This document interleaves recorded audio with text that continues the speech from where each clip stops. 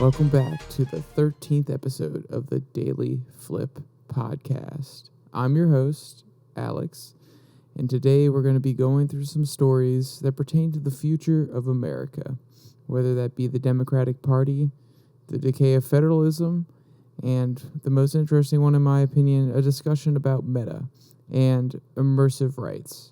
And if you don't know what that is, trust me, we'll talk about it a lot. And of course, we'll end today with the Daily Delight, a story meant to leave you feeling positive and ready to take on the day. Now that's enough rambling for me. Let's get into our first story, or our first discussion, more accurately. So I wanted to ask you, the viewer, what do you see the future of the Democratic Party being? How do you see it panning out? Obviously, we have our 2022 elections coming up here in the next actually, at this point, we're talking about a month and a half, if not less than that. So this is obviously a time when people are speculating, there's going to be a red wave, there's going to be a blue wave. And I don't want to get into that specifically. I think that's been covered enough. You get enough of that, inundated by enough of that in normal news nowadays. Mainly because, those kind of headlines lead. What I want to talk about is the 2024 election, the presidential election. If you didn't see, on 60 Minutes, Joe Biden stated that he is not 100% committed to running for office in 2024. Now, this is different than his comments in the past, where he said that he intends to run, but he never gave 100% confirmation saying, yes, I will lead the party into another Joe Biden presidency. So that asks the question, or it makes a lot of pundits think, well, who's going to be the next leader, or at least on the national stage, of the Democratic Party? And that's a question I have for you guys, the viewers. I'm curious to hear other people's opinions, because right now, I don't see a clear person that they can turn to. I think there are three main people that they would put up in 2024, or at least the lead up to 2024, that are viable and do not hurt their strategic position. So that would be Pete Buttigieg. Right now, he's the transportation secretary. He's not playing an extremely pivotal role in either the House or the Senate, so losing him would not be a bad thing. He is a gay man. He has mayor experience, and now he's also spent time on the cabinet of a president. So these sort of things kind of lend to people thinking maybe he could be a possible candidate. And I don't disagree. I don't think he'll go over well. I think that the right will see him as, he's gay, so he's a political pawn. They're just trying to pander to a certain population. And I think the left sees some of his policies and says that he doesn't necessarily go far enough, at least the progressive left. And then the center left looks at him and says, yeah, but I don't know about his track record. He's not as storied as Joe Biden was. He doesn't have that long stint in the Senate, or maybe he hasn't been a governor and hasn't had the same time running a state. That's a big deal. Running a state and running a nation, though they're not similar, they have a lot of things in common. You are the head of the government. Everything passes through you. You set legislation. You build connections between the different parties. You make sure that things get passed the way that they should inside the legislature. And you have a lot of sway. And some people may say that he's not ready for that because he hasn't had that experience. So I think that kind of crosses him off the list, though I think he will run. I don't know if he'll necessarily make it.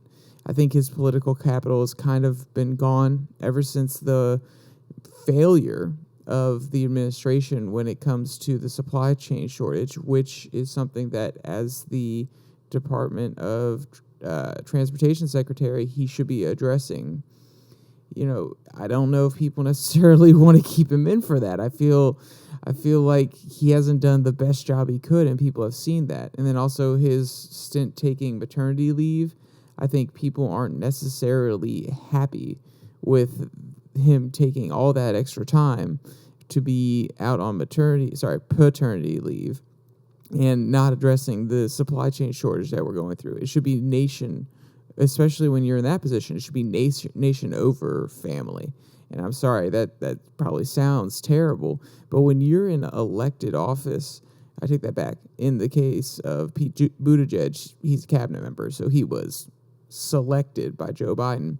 But when you're in that position at one of the most crucial pieces of our government, I'm sorry, if you're in there, you should probably be focusing on what our country needs and how to make the life of everyday citizens better, rather than going home and saying, "Oh, hey, honey, did you feed the babies properly? Oh, wait, did you breastfeed them? Oh, wait, no, sorry, we're both guys, we can't breastfeed them."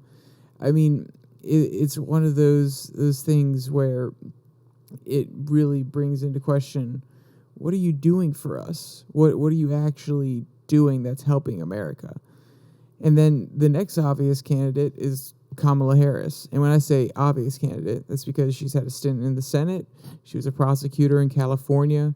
She's a woman who's African American, so that definitely checks off some boxes, saying we can have the first woman and woman Afro-American president in the White House. That's a moment of progress.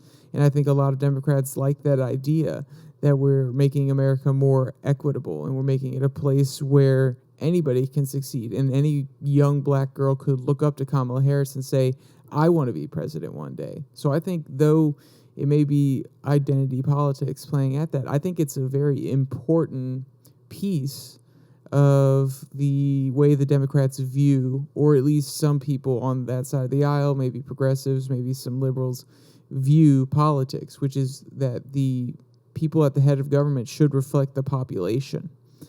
And then the fourth part is she's vice president. Biden was vice president under Obama. It's it's a stepping stone. It proves that you still got some chops and that you can be in the nation's eye.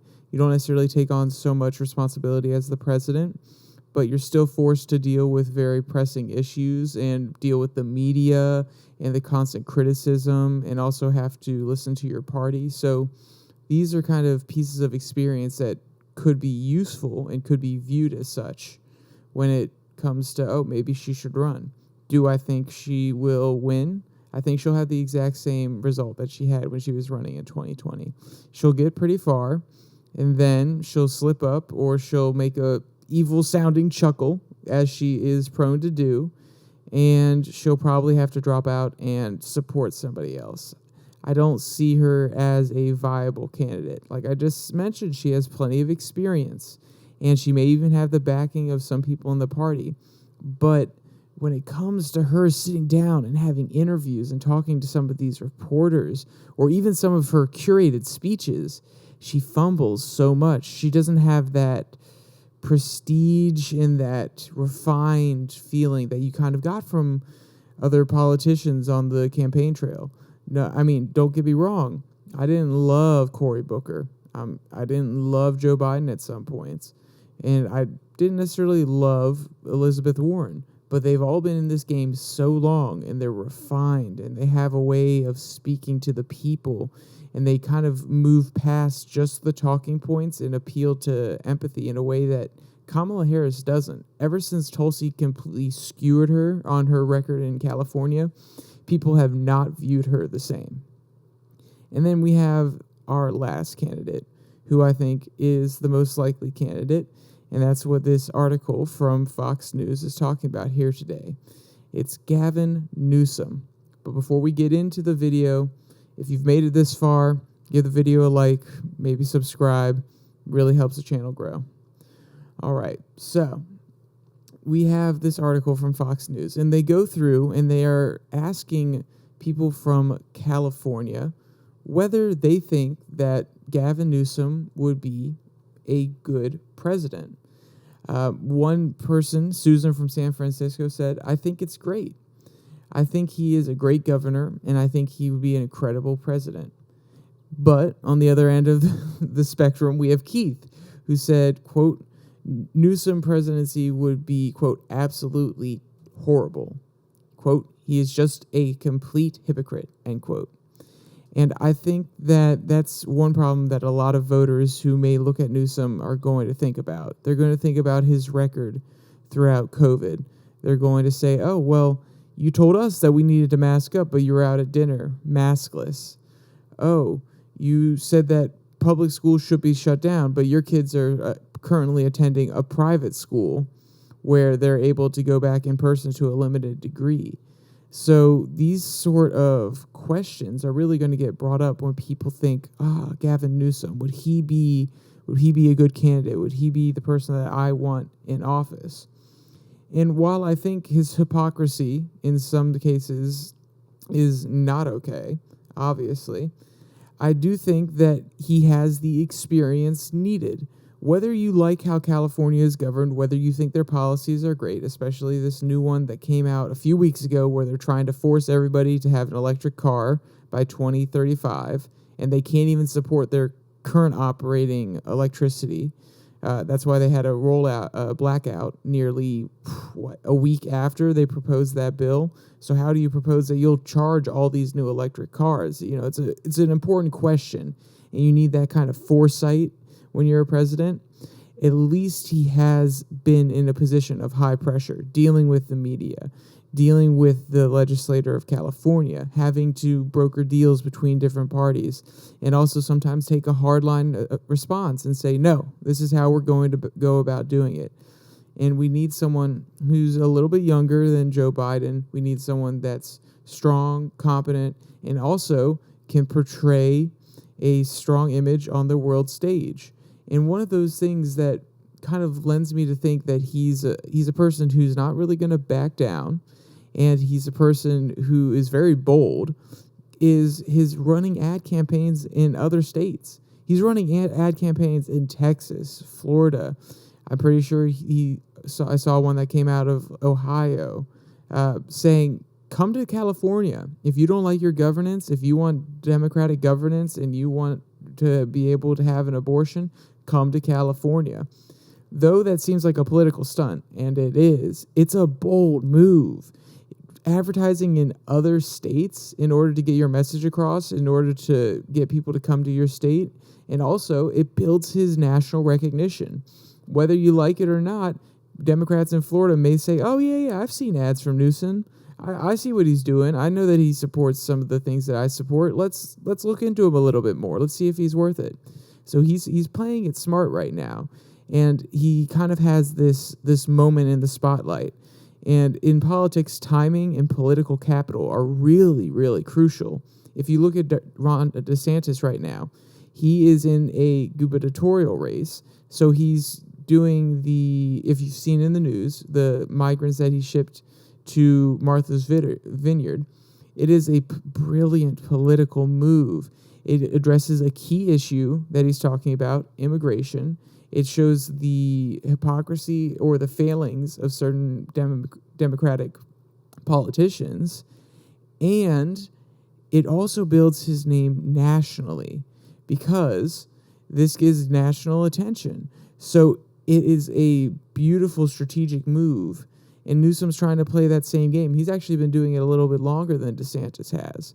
So both of these candidates, they are trying to play the long game here. They're trying to make it so that they are nationally recognizable. I'm not saying Ron DeSantis is going to run, and at this point we don't know if Newsom's going to run, because if Biden runs, then it's probably unlikely that anybody will challenge him. But they are both using this timing in the national spotlight, and they're not letting it wane.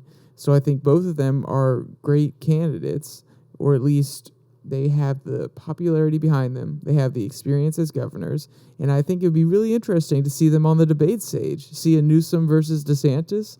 I don't know. I feel like Newsom's a little wormy, but he can still be smart, intellectual. And Ron DeSantis can come off blunt and a little bit mean, which may not be the best image that you want on a debate stage. You kind of want to be gubernatorial, presidential, refined. But they're both very smart people from what I could see, and I think a debate between them would be really interesting, and honestly, I'm hoping for it.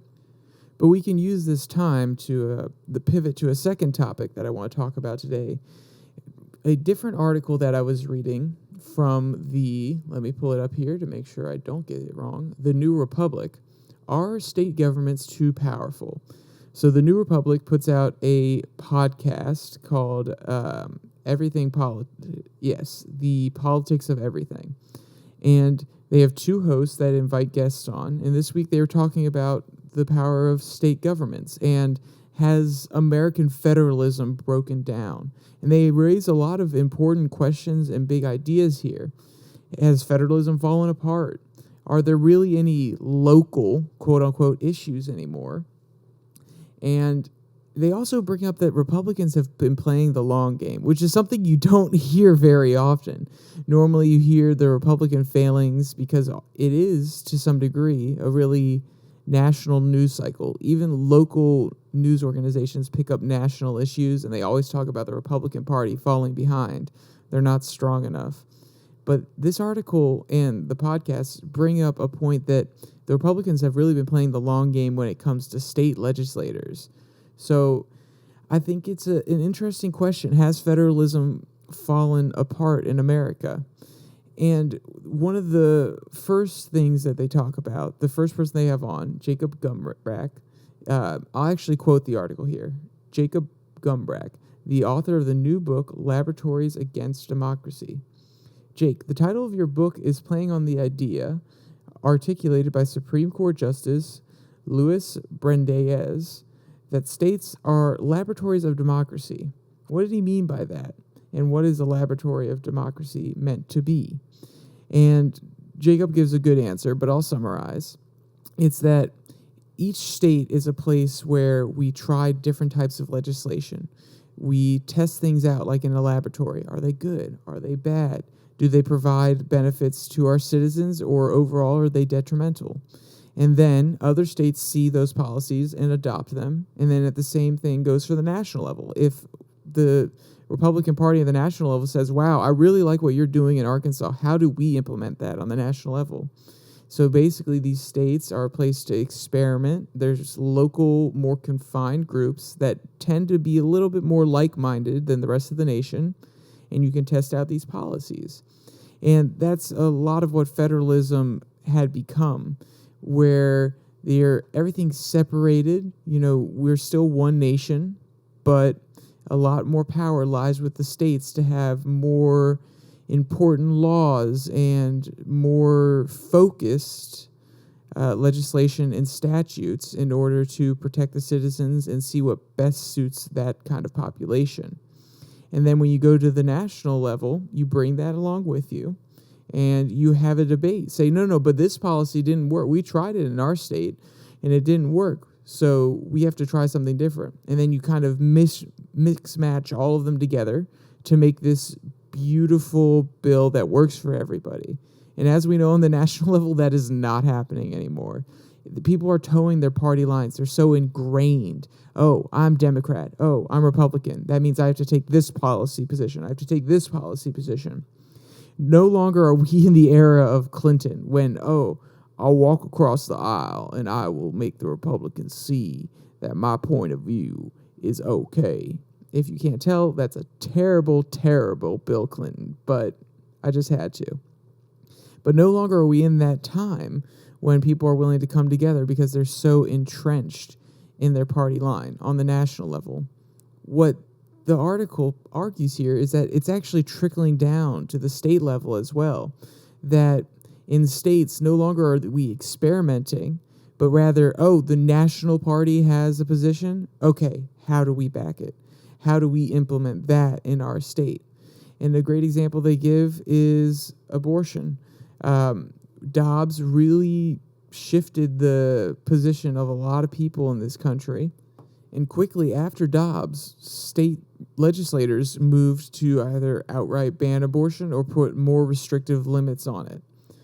So this Dobbs issue has really woken people up to how the Republicans have been playing the long game, because you've seen a lot of this SNAP regulation, or a lot of legislators move very quickly on these issues. And it's kind of caused some Democrats to wake up and say, wow, the Republicans have really locked in some of these legislators on the state level, or they have governors in place that are pushing certain policies. So it's kind of made people realize, hey, the Republicans have been playing the long game. The argument they make in the article with their second guest, Alex, I believe, Kingston, is that since the 70s, the Democrats have been really focusing on the national level. They've been trying to, constantly win the Senate and the House of Representatives at the federal level. But Republicans have been taking a more state approach. They've been putting politicians in place in these states. They've been putting more funding into state races. They've also been using their time in those state legislators to, as the article puts it, gerrymander certain districts so they can kind of lock in their advantage. And gerrymandering's been a thing forever. I don't think it's necessarily okay, but demographics shift. So we can't have a static system that's, this county is this many votes, this county is that many votes.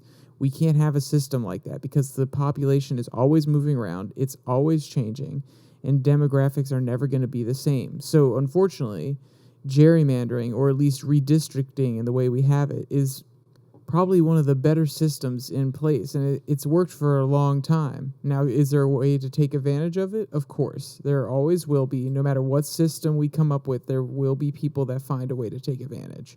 But it happens in Democratic states as well, not just Republican ones. In California, they've locked up the state legislator for years upon years, and the Republican minority does not get much of a voice. Now, there are Republican legislators, and there are senators that are Republican from California, but they don't ever get enough of a majority in that legislator to actually affect real change and change to the direction, at least nowadays. It was different in the late 90s, but ever since 2000 and from then on, they've had control. And with that control, normally you would think, okay, we can enact certain policies that are beneficial to the people that elected us. We're going to, in Republican states, we're going to lower corporate taxes, we're going to lower income tax, and in Democratic states, we think that in order to be more equitable, we're going to raise taxes on the rich and corporations. You think that that idea where these states would be controlled by certain legislators, they would be able to test out different policies that could be implemented on the national scale if done right, or they could also test policies that completely fail, and then we could say, okay, hey, we don't need to do that. And that would be the beauty of federalism. But, like I said earlier, nowadays everybody's so caught up in this, check the box Republican, check the box Democrat, so that now, instead of, let's test out a different progressive tax system, it's no. How do we make the most progressive tax system? Because that is what we are talking about on the national stage. That's what the National Democratic Party wants. So how do we implement it here at home? Or, the National Republican Party says that abortion is wrong on all moral levels and all ethical levels. How do we best implement that? Rather than having a middle of the ground approach and finding something that works best, finding those exemptions medically when a mother does need to have an abortion, and not make it such a terrible process for some of these mothers who are in Texas, Oklahoma, and other states that have outright banned abortion, that it's a pain in the ass to get some of these procedures even when it is medically necessary. Now, do I think that is as big of a problem as some of the news articles I've been reading over the last few weeks have made it? No, it's a very small portion of the society. We've worked tremendously over the last 50 years on improving the resources that mothers have in order to have a safe and healthy pregnancy. But that doesn't mean there aren't exceptions that need to be addressed. And at the state level, that's the way to do it. You can have a more nuanced bill, and you can try different approaches easier than you can try them on the national level, where resources, one, are more limited. Two, also, it's hard to apply a sweeping legislation across the entire nation that applies to everybody. It's much easier to do on a local level. And the Democrats, like I said, they've been waking up to the fact that the Republicans have control over these state legislators. And the last guest brought up a very interesting point. When asked what can Democrats do, he said, and I quote, "I have seen a lot of groups that maybe weren't as focused on states in the past really care about them now. And it's not just the groups, it's also rank and file activists. People know how important these are. If you live in one of these states that has a state legislator that could go to either party, or where the supermajority means a lot, going door to door and talking to your neighbors is a huge deal. And it's things that you can do that's free of cost to you. But if you want to give money, visit statesproject.org. We have a lot of different ways for you to get involved. And this is a project that is specifically addressing that Democrats are behind in state legislators. So if that's something that you're interested in and you want to get involved, you can go there. They probably have lots of great resources. I haven't done independent research on this website itself, but I think that, honestly, we should have more competition on state levels, because it's going to cause these stuck-in rhino Republicans, or even in Democratic states, the stuck-in Democrats, to really question their positions if they can't just rely on always getting into office and say, what is going to best suit the people that have elected me, and what's going to make them want to vote for me in the future. And it actually spurs competition. And as a business major, competition causes things to improve. And you know what? That's actually a good segment. Speaking of business and competition, our last article that I want to talk about here today has something to do with the MetaVerse. A new business model is emerging. And the headline reads, "The Case for Demanding Immersive Rights in the MetaVerse." So this talks about how, actually, I'll quote the author here. Quote, "A recent study in McKinsey found that many consumers expect to spend more than 4 hours a day in the metaverse within the next 5 years." A little bit later on, he does define the metaverse, saying, quote, "The metaverse represents a broad societal shift in how we engage in digital content, going from flat media viewed in third person to immersive experiences engaged in the first person," end quote. So it's a societal shift. I think that's an interesting way of framing it personally. I see it as a tool or a place to get away, but that's because I haven't been inside the metaverse. I haven't seen how useful it is. I do think it's scary, if I'm going to be honest, that people want to spend more than 4 hours in the metaverse, or they think they're going to spend more than 4 hours within the next 5 years. That's not that far away. And the real concern for me here, which is brought up in the article, is in order to interact in an AR, so augmented reality, or VR, virtual reality world, you have to give a huge amount of data to these companies. If it's AR, they have to know your location. They have to be able to see what you're seeing. They also have to be able to track your eyes so they know where you're looking in order to display certain things to you. For VR, it's exactly the same. In order to project what you are looking like and what emotions you're displaying, if you're smiling, if you're laughing, in order to make VR immersive, they have to track your facial muscles and display that in a virtual world. So there's a lot of data that's required in order for you to interact with these worlds and to make them the best experience possible. And that's great. If you're willing to give up some privacy, or you're willing to give over some data to these companies, then of course, go for it. But that can lead to some very, very dangerous situations. I mean, if you think about it, if a company can track your facial muscles while you're doing something, they can analyze the micro expressions that you make. So small little changes that you don't even notice. They can track that and then put it into an emotional profile. And this is something that the author, let me find his name here, Louis Rosberg. So Louis Rosberg brings up a lot of great points here, which is they can track your micro expressions. They can see how you react to certain things. They can analyze your emotions. And then, oh, okay, he had a happy response to when he saw that Coca-Cola ad, or he really liked that one product that his friend was showing him. Let me give him a targeted ad that is more likely to work. And, that sounds great as a business person. Oh, okay, extremely targeted ads, more efficiency. And then I know that my ad dollars, the money I'm paying in order to place that ad, is actually going to work better. But at some point, if you're able to understand the emotions of somebody and understand, oh, that emotion I see on his face right now, oh, okay, that's the sadness. Let me adjust my strategy real quick. Because more than likely, these products will be sold by AIs, and these AIs can think and process information 10 times, if not a trillion times faster than we can. So if they see a small change in your micro expression, they might alter the interaction.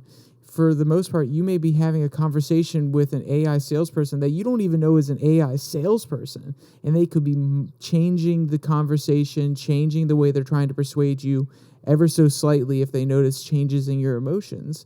And that, at that point, it goes beyond persuasion. As the author says, it could be actively manipulation. And I don't disagree. Like I just said, these AIs can process information 1,000 times faster.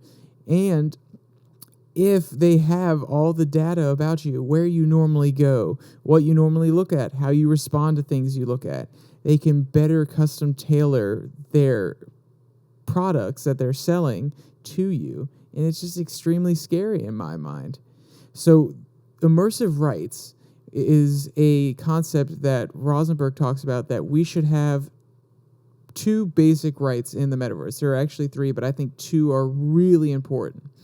One, just like in the real world, for the most part, we should know when we're being advertised to.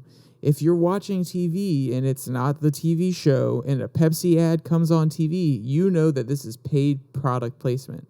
And even in movies nowadays, when you see the logo of a company on screen, at least in my mind, the first thing is, oh, wow, Coca-Cola must have paid a lot of money in order to get that in there. Or, oh, wow, they're driving an Aston Martin, like in all the James Bond movies. Okay, then Aston Martin's paying some really good money to place their product there. But what the author brings up is, imagine that you are, quote, walking down the street in a realistic virtual or augmented world. You notice a car parked there that you've never seen before. As you pass, you overhear the owner telling a friend how much they love the car. You keep walking, subconsciously influenced by what you believe was an authentic experience. What you don't realize is that encounter was promotional. So they could plant small little environmental things that, oh, wow, this new drink, I really love it. And you may have no idea that's an advertisement. So what he's saying is we should have some sort of indicator that, oh, hey, this is an advertisement. Oh, there's like a little line above it or a little text bubble that says, oh, advertisement placed here by blah, blah, blah, which I think is very important. And the second part of that, which goes back to when I was talking about how companies can track your face and the emotions you display, is that companies should not be allowed to create an emotional profile of you, which I think is extremely important. They should be able to use that data live time in order to display your face to somebody else if you're in a VR world, but they shouldn't be able to keep that data on a server somewhere and build a profile around you. And, that makes sense to some degree. Think about LiDAR on the Apple phone. It actively tracks your face, even though it's not the best thing in the world. If you want to send a cute little koala to somebody, you can send a cute little koala that mimics your face, and then it's done. It's not saving that information. It's not keeping a profile. Oh, he was happy when he said this. He was blah, blah, blah when he said this. It's just actively tracking it, displaying it, and then it's done. The only other thing that's saved is in the messages where you sent it to that person. Apple's not keeping that data, so why does Facebook or any other company that is creating these systems need to keep that data? So I think that's a very, very interesting point about immersive rights, and it really has a lot to do with our future, unfortunately. We're going into a world where the metaverse is just going to be part of every single day life. So with that said, we can move on from the topics that are a little bit sadder, that aren't as happy, and we can move on to our, quote, daily delight. It comes from India Today. This video of a dog feeding carrots to rabbits and a pig is too cute to handle. I watched it. Oh my goodness. It is really, really cute. This dog is serving up some 5-star carrots to these guys, and they are absolutely eating it up.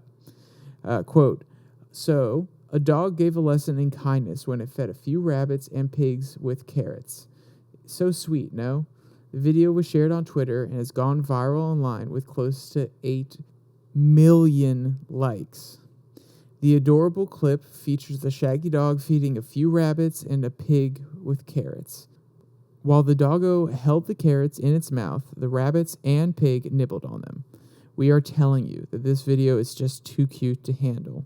And my favorite comment from one of the Twitter video retweets was, "Aw, cute factor turned up to 11. And I can't disagree. If you want to see any of the videos from this Daily Delight or any of the other articles that I mentioned, there will be a link in the description below that like and subscribe button. And with that said, there's only one more thing to say. Stay safe. Don't die.